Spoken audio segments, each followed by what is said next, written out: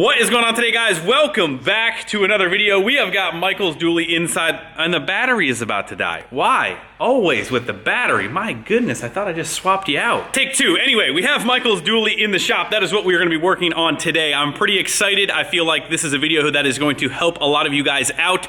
Unlike on our 2008 truck right over there that had a bad head gasket, we did not really get a chance to give you guys a step-by-step, a blow-by-blow instructional type video of how to replace a head gasket, kind of how to know if you may have a bad head gasket. You guys have been following along on Michael's dually here. If you haven't, you need to go back and watch a couple other videos, but Michael's truck here has got some significant bubbling going on in the overflow. So basically what's happening is we have combustion entering the coolant system, which is a pretty decently good sign that we have a head gasket problem. It could be a couple other things, but we're gonna start with a head gasket. So if you guys have on any of your trucks, you know, if the truck is cold, if it hasn't really run, and you've got significant pressure in your coolant system, or when you shut your truck off, or even while it's running, if you have bubbling going on in your overflow, that is a pretty decent sign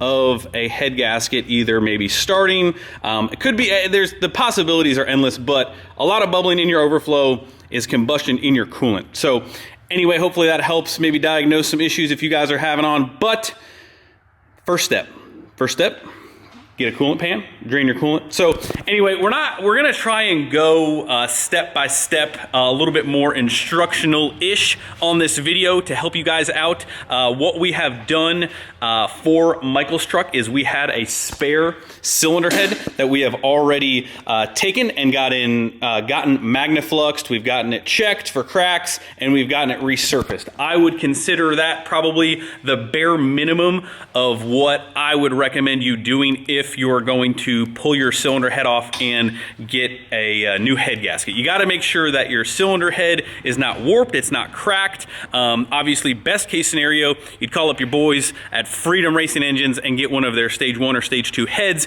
But if you want to just make sure your truck is good and not do anything crazy, make sure you guys deck and check your cylinder head, which we have one ready to go.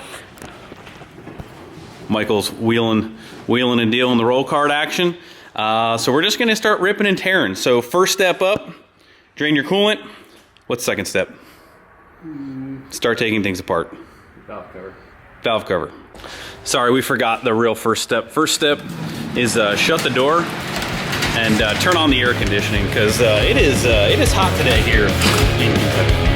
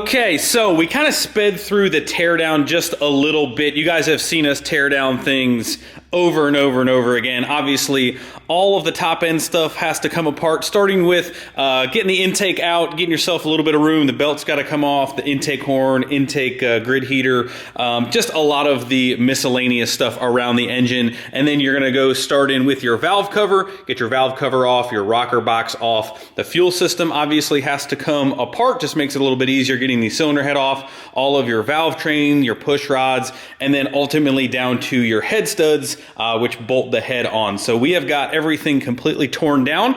As you can see, there's no turbo here. We actually left the turbo in place, connected. Cylinder head is off.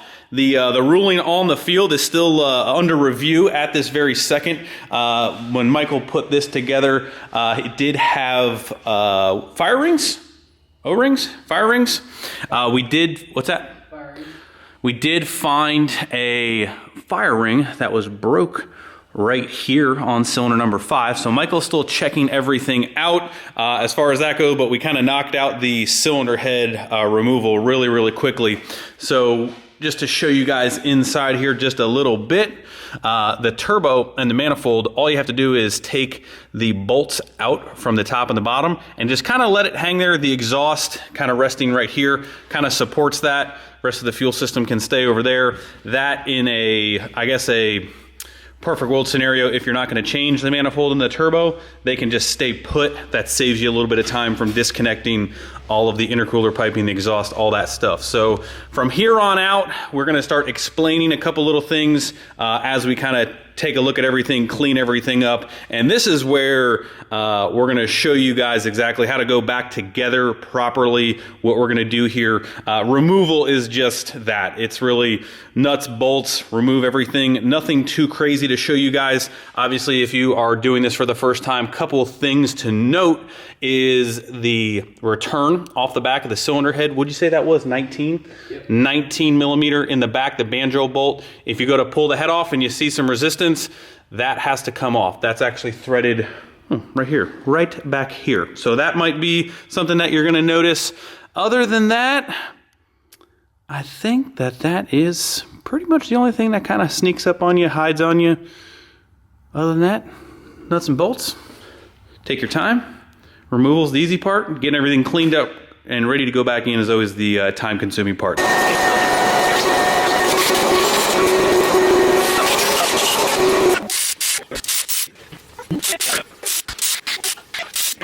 All right, my friends, upon further review, we have come up with a reason why we were getting combustion in the coolant system. I'll show you guys that in a little bit, but Michael has spent a little bit of time cleaning the surface of the block in preparation for our new head gasket, which happens to be on a delayed schedule. We were supposed to have it last night. Somebody punched in a couple wrong buttons on the parts ordering screen for us, so we are slightly delayed. Now, what I will show you is that this tool right here, and I believe you can buy them on Amazon, I'm not really sure. I think it's a group of smaller guys that make these super scrapers. These things, right? This got to be one of the best tools for cleaning gaskets and stuff. I don't know what you would call this. What would you call this edge here? Super. It's got a super edge on it, and it cleans up gasket material and blocks and everything really, really, really well. So this is definitely a worthwhile investment if you guys are looking for it.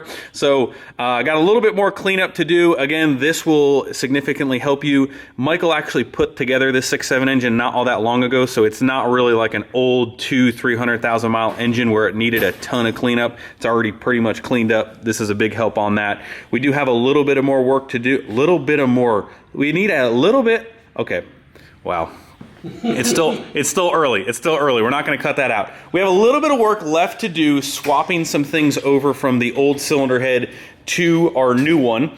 Michael's old cylinder head has Hamilton valve springs, which we are going to swap over onto the new one, some soft plugs, and we'll pretty much be ready to rock once we have that head gasket. Now, as far as the culprit, as we were mentioning before, this fire ring, which super uncommon to have a crack or a break in a fire ring. We're not trying to give fire rings a bad name. We actually like fire rings around here, but for some reason, that piece, which we did actually find, it was in, we vacuumed it up as we were cleaning up the deck surface, but that right there is the reason why we had combustion into the coolant. Why that happened? We have some speculations, but nothing crazy. That's a super uncommon thing, but other than that, did I miss anything on the review there? The review on the play on the call on the field is that this was our problem. The solder point is right here. Yeah, we thought it might have just been a defective fire ring, because fire rings, as you guys know, are like soldered together at a certain point to make a complete circle. It did not fail there. It failed just on a straight run, or not straight, but not at the solder joint. So interesting to say the least. But again, waiting on the head gasket. Make sure when you guys are doing this, preparation of the block and a clean surface on the cylinder head is very important to getting a good seal. Michael, are we going back with 625s? Did you grab those? Are we doing that, or are we just running with 2000s? 2000s? All right, we're sticking with the 2000s. So do not, I mean, everyone's got their own opinion. Michael, would you tend to agree with me that I would probably not take a one of these? I think what a lot of people try and do is they take these. This is no, right? Yeah, don't do that, because you'll end up, without you even knowing, putting some imperfections on a flat surface. So sometimes they get really rusty right here where the head gasket doesn't touch, and maybe you can get there, but try not to use that. Yeah.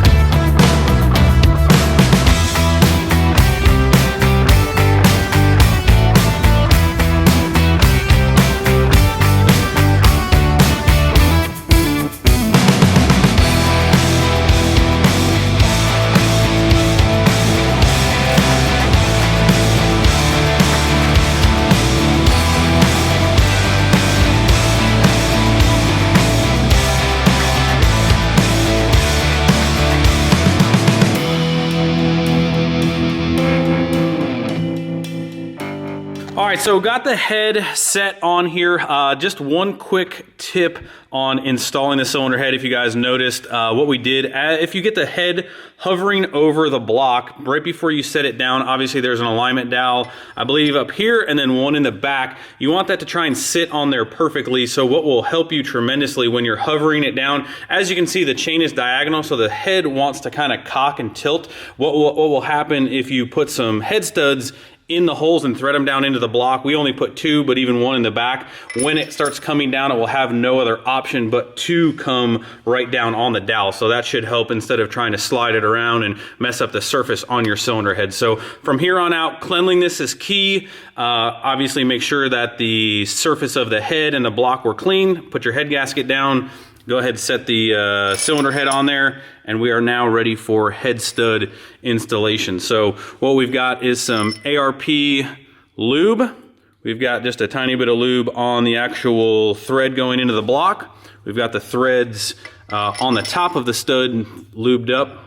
And put those in there, and then what we'll do is we will go ahead and take our lube up some of the washer here, probably one side that goes down on the block, and then lube up your nut, put that down. So you basically have low friction as you're turning the head stud nut on the stud. So you don't want any friction, you don't want any binding. You want to be able to pull the torque wrench smoothly. That way you get a clean, good, accurate torque. And then from there, basically just reassembly. We'll go ahead, install our exhaust manifold hardware back on. There are some key tips we'll go over on the valve train side once that gets installed. But always a good idea to get a upper end gasket kit, because then what you can end up doing is replace the O-rings on your connector tubes, the copper washers on your injectors. An upper end gasket kit will allow you to kind of change some of that miscellaneous stuff. So we're just going to kind of motor on through doing the head stud installation. And then, Michael, do you do 50, 100, 150? Or well, these are 2000s, so 3 or 4 sequences. 3 or 4 sequences. Obviously, if you guys have installed head studs, they give you the pattern. Basically, start in the middle, work your way out, and then do them in 3 steps. 2000s go to 125, so however you want to split that up into 3 segments, just ending with your final torque. 2000s are 125, 625s are 150.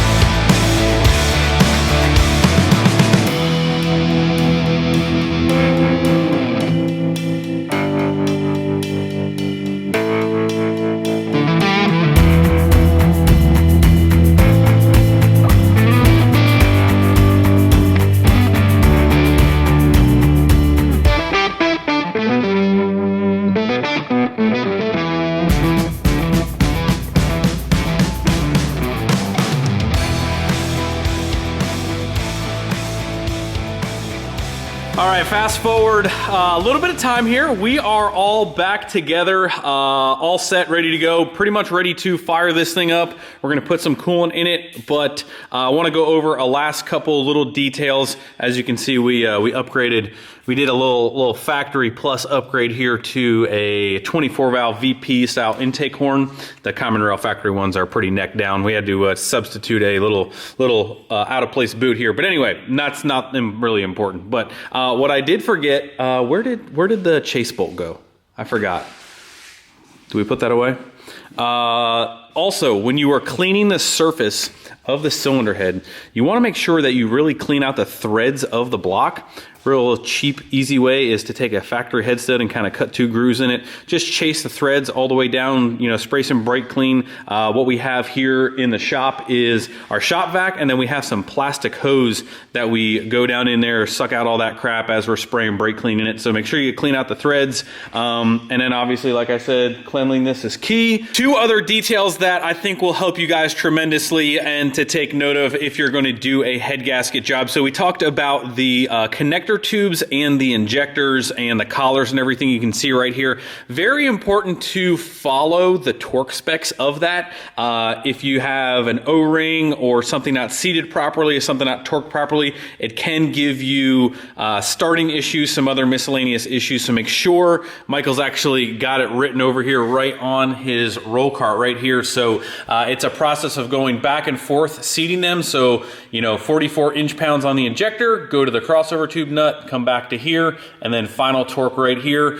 So make sure you guys follow that torque sequence. That's important. And then also, when you're putting your rocker assemblies back on, I have heard of a couple people having issues actually when they go to tighten their rocker assembly bolt down. If the valve adjustment is too tight and you don't back back off your adjustment nuts a little bit, you do run a risk a little bit of kind of not being able to tighten that bolt all the way and possibly stripping those threads out. So it doesn't hurt to back off the adjustment nuts because you're gonna need to do your valve lash. So we've been over valve lash a couple different times, lots of great links online as far as position of your balancer, doing half your valves, spinning around 360, and then doing the other half of your valves. Not terribly bad. I know that, you know, kind of complicates a little bit for some people, but it's really, really not that bad. So those are my last little tidbits of things that should help you guys. You know, again, just take your time. It's only nuts and bolts. Just keep it clean, step by step.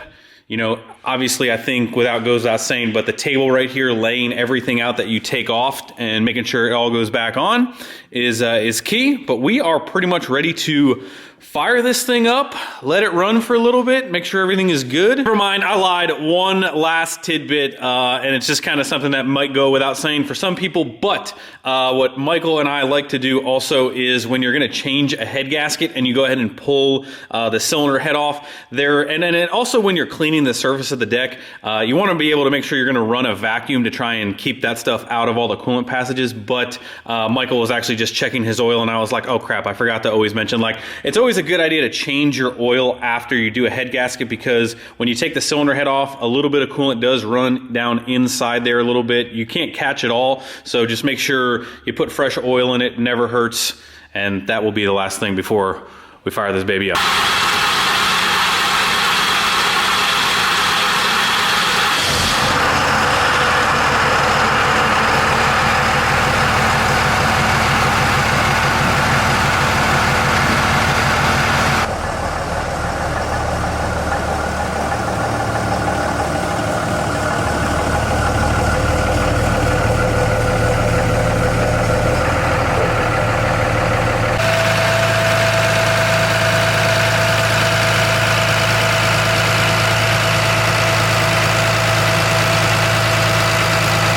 After running this girl for a little while, we are all done and good to go. Another couple key notes, obviously when you fill your coolant back up, one of those, wherever that thing went, right there, that little attachment here to the top of the radiator cap, running it for quite a while, let your thermostat open. It is going to take quite a bit of run time to work out all of the air out of the coolant system. So make sure you guys spend some time, idle the thing up, get it hot, let the thermostat open as you are monitoring the level in over here, just so you can get the coolant level at the highest point of the whole entire system. All the bubbles will naturally come up through that. So we always do that. So we're good there. One last question I think I'm gonna get probably, valve lash. We always run them at 10 and 20. But other than that, guys, our head gasket replacement job is completely done. So Michael can drive this thing now without overheating, without his coolant bubbling through his overflow. It's at the proper level now. And we should be good to go. So we have only got really, I think, one last hopeful thing, and that is the vibration that we are still having with the truck. So we've got a couple things to try. We'll keep you guys posted on that. But for now, Michael's dually is ready to hit the road again and be able to drive without any issue besides vibration. Anyway, that is pretty much going to wrap up this video, guys. Thank you so much for watching. We will see you guys soon. Hit the like button. See ya.